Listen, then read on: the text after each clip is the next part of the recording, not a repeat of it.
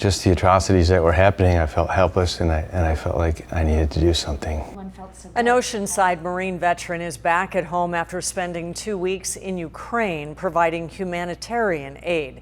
ABC 10 News reporter Ryan Hill tells us about his mission while being in the country and getting safely back home. The scale of the devastation. This is cell phone video Eric Fleming shot in Ukraine. You don't come back and dive into the color of the story. The U.S. Marine Corps veteran and his girlfriend Terry were like many of us many weeks ago, glued to our TV seeing Russia start a war with Ukraine. Elderly folks needing help walking across a river from a bridge that had been collapsed. After speaking with a friend he served with, they began to fundraise for a 2-week humanitarian aid trip to Ukraine.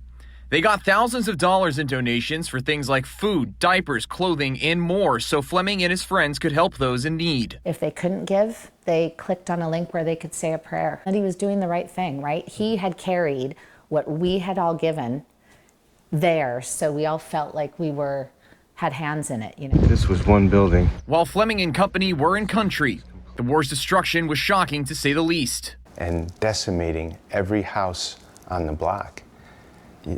The scope of that you just can't pick up from an image on your TV.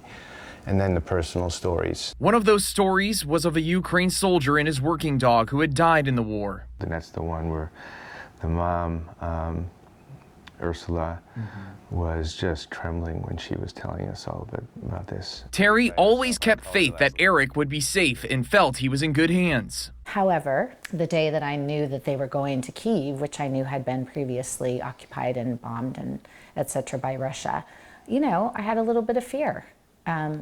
What if he didn't come home? On Sunday, Fleming did come home safe and sound. We couldn't save the world, you know, going over there with, you know, $35,000 might have been just a little speck of the grand scheme of things, but for those people we touched, it was everything. And his work for those people they touched during their 2-week trip isn't over now that he's home. When I got back here, I was not going to forget them. It's really important that we don't forget. Ryan Hill, ABC 10 News.